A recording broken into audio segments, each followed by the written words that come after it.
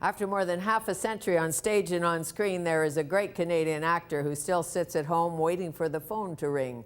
And alas, it still rings. Newfoundland's Gordon Pinsent had a dream to become a lauded leading actor, and his dream is still coming true.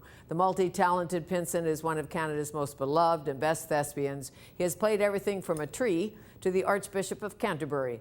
He still has his half Stetson from CBC's Due South series, and he hangs with Christopher Plummer and the other greats. He was once an Arthur Murray ballroom dancing instructor, a meter reader, a soldier, and a sign painter who could crack a beer with his bicuspids. He's never been content to be just an actor. Stay with us for Gordon Pinsent and the rest of the story, next.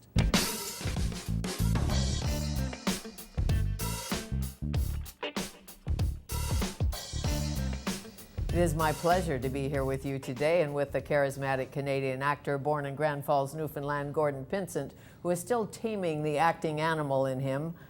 When young Pinsent was fresh off the rock, he was unable to tell the difference between iambic pentameter and a fish cake. Well, that has all changed. His grand scheme to take the acting world by storm has panned out. His memoir is called Next, and it is my pleasure to welcome Gordon Pinsent to Vancouver. Thank you very much. Thank you. It's all said in the intro. You've said it all. I know. So we can go home. We can go home now, yeah. But why not? Yeah. And where is home for you today? It would be in Toronto. Yes. And what do you miss about Newfoundland?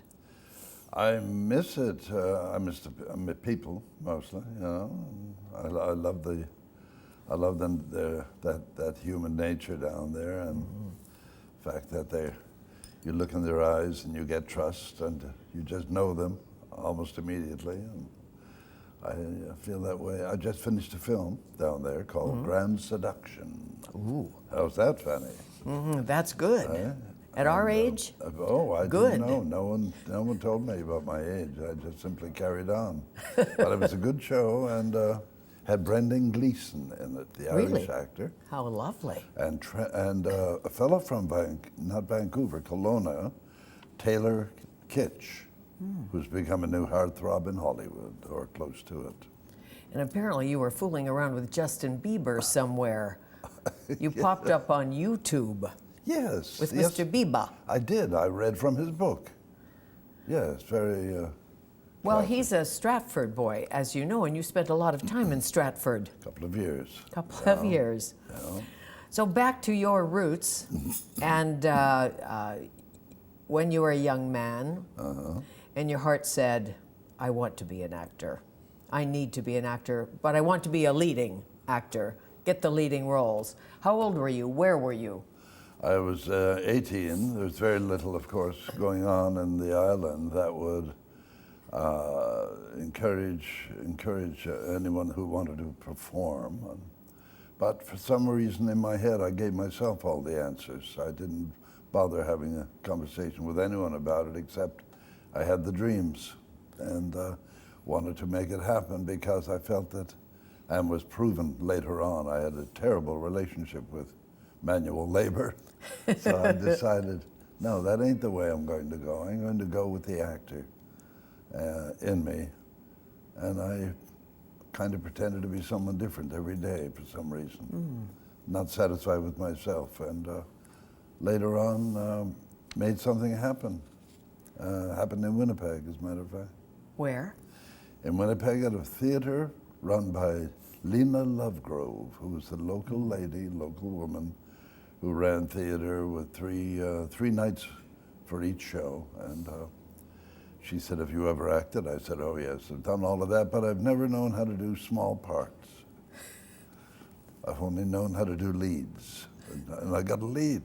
I didn't even know how to put on makeup. I'm watching all these people putting on makeup. And I got on stage and did a bit of Shakespeare following that, and a lot of radio and very early television. So. Well, I said in the introduction, when you came off the rock, you didn't know much about iambic pentameter. You knew a lot about fish cakes.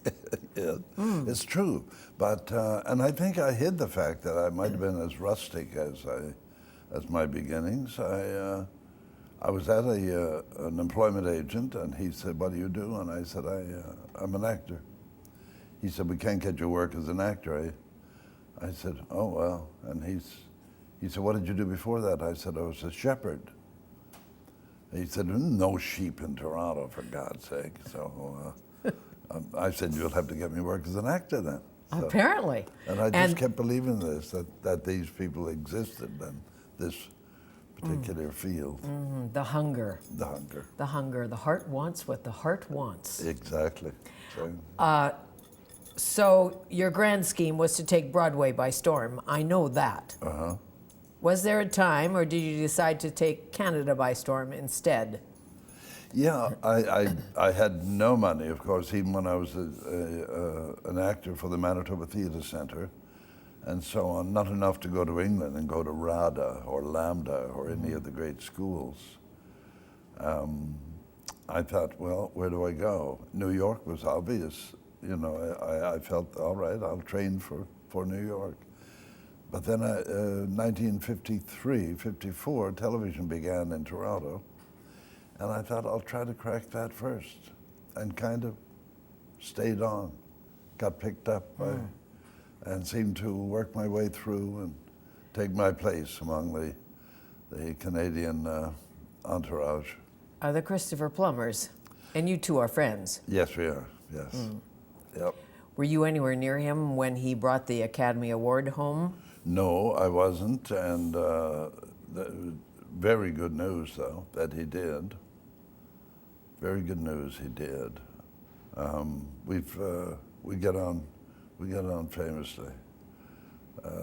There was a time when he was not as mellow as he is now. Now it's quite a different story. And his wife, his present wife, Elaine, I think helped save his life. As your wife saved yours many times. Many times. You dedicate this book to Charmian King, one of the greatest actors in this country. Oh, yes. And you say, this is for you, as is everything I do. Yeah. And she has left us, and you, but not really. That's right. I mean, she's gone, but Yeah. she's not gone in your life. No, she's truly in the next room.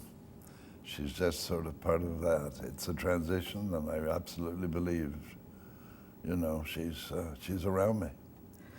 And How did you meet? we met at the Crest Theatre, which was then one of the few professional theatres in Canada. She was doing The Mad Woman of Chaillot, and I played the love interest, and that came in handy. I was pretended to be a love interest, and she had a car, and she dropped me off every night. It was terrific. An actor with a car, Yes, imagine. Yes, my heavens, a Vauxhall. And I lived not that far away in quite a different circumstance, a sort of level of life, but and sometimes she didn't drop me off. Sometimes we spent a lot of time with the crazy ladies, Kate Reid, Barbara Hamilton, Barbara Chilcott, all of these wonderful leading ladies in Toronto.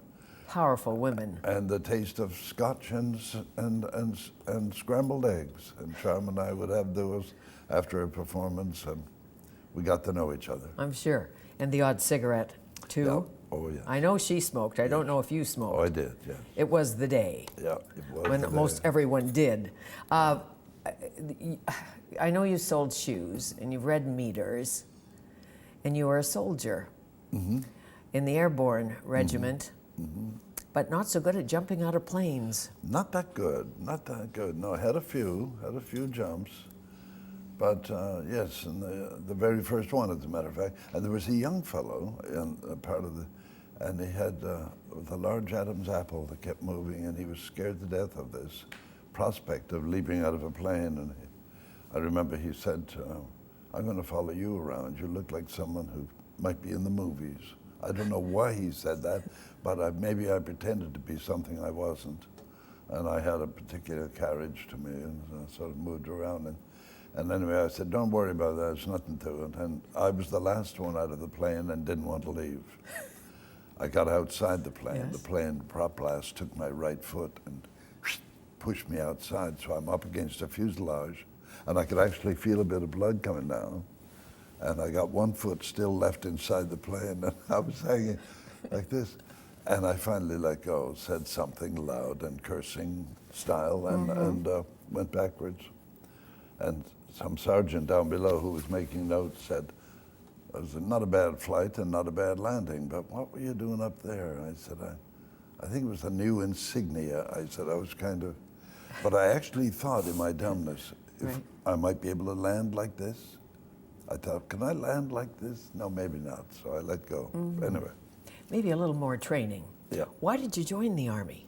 Why did you pick that particular regiment, the Royal Regiment? It was a fancy sort of a big time Army stuff. You seemed to have the greatest reputation. And I just thought that I would. And I followed everyone else. I never did lead in my life at all. I always seemed to follow and say yes to everything. And I'll be part of that. Yes. Yes. Well, you led when you taught ballroom dancing, I'm assuming. I led then, yes. Ballroom dancing at Arthur Murray's. Yes, never did anything. I had a bit of rhythm. And a woman who had just paid $10,000 for a lifetime course, her teacher had left, and she was given me.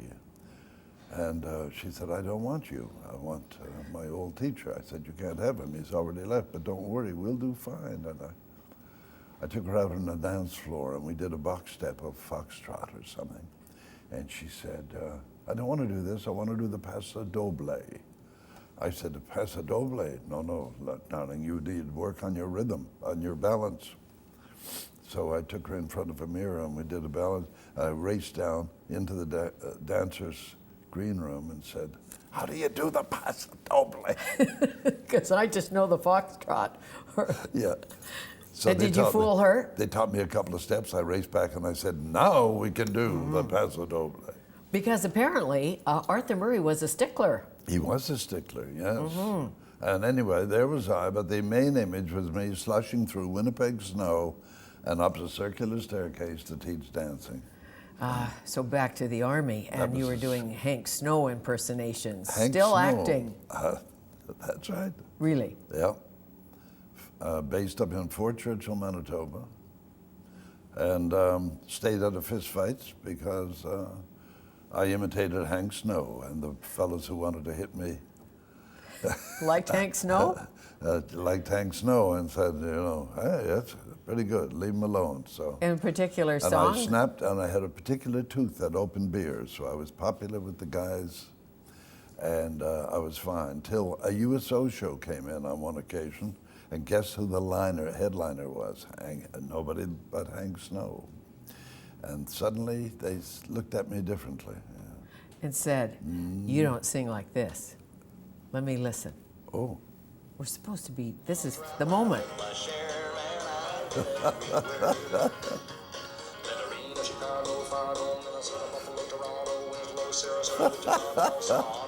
The woman who has everything. I know, and I made it work. But the point is, I've been everywhere, man, and he went to Ottawa and he went to Toronto. Hank Snow. Who knew? Yeah. Bless his cowboy soul. He went on to make a ton of money. He didn't have a good hairdo. His rug was taken, I think, from a dog's back. I don't know. He used to, but he had the money for everything else. But suddenly this thing, and but he was very. It was. He didn't have much humor. He Didn't. He used to call his wife Min from the road and say, "Hello, Min. This is Hank Snow." Quite seriously. Yeah. Really, he said his last name to his wife. Yeah. Hello, Min. This is Hank Snow. Yeah. I know, dear. I'm your wife. I'm your wife. He Hilarious. said, "How is Hank Jr.?" And she said, "Well, he's with you." "Oh, is he? I'll have to look into that." Okay. We'll return with more on and off stage stories from one of Canada's best actors, Gordon Pinsent.